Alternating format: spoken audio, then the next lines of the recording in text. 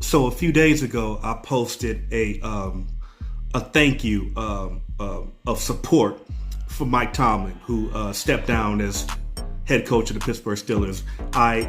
In my post, I let it be known that I'm a diehard Steeler fan, and I really like Mike Tomlin. I was giving him a lot of love, some flowers that he hasn't really gotten totally from the fan base, the Steeler fan base.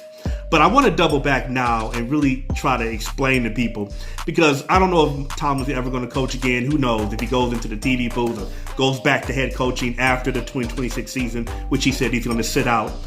He may or may not coach again. But I want to explain why, from someone who's been following the Steelers and knows the real narrative, why the last 7 or 8 years of his career, he failed to move past the first round of the playoffs. And it all has to do with, say it with me, the quarterback position. And in particular, I want to drill down on the end of Big Ben's career leading up to Aaron Rodgers.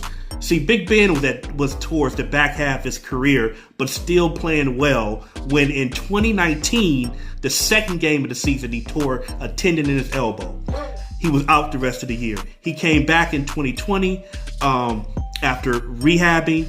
He played well the first half of that season, but fell off a cliff at the second half of 2020 and played one more year after that. They went to the playoffs in 2020 and 2021, but it was clear that the elbow injury sapped all the energy he had left in his arm. So that was really it for Big Ben. He retired. The Steelers draft Kenny Pickett in 2022 during a draft that was not very good at all for quarterbacks coming out. And we now know, after 2 years of starting in Pittsburgh with Kenny Pickett, he was not a starter. You know, you swing, you know how it is with the quarterbacks in the draft. Teams, you pick, you draft, you see what you can get. Most of the time, they don't work out. It didn't work out for Kenny Pickett. He's a career backup as he is right now as I say this. So they tried last season in 2024 with Russell Wilson. He had nothing left either after playing a few good games, right?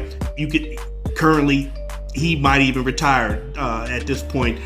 So he had nothing left. They swung again in 2025 with Aaron Rodgers. It seemed like it was going well. It didn't go well. He had nothing left really in the tank either. So Mike Tomlin did his best with what he had, but it didn't work out.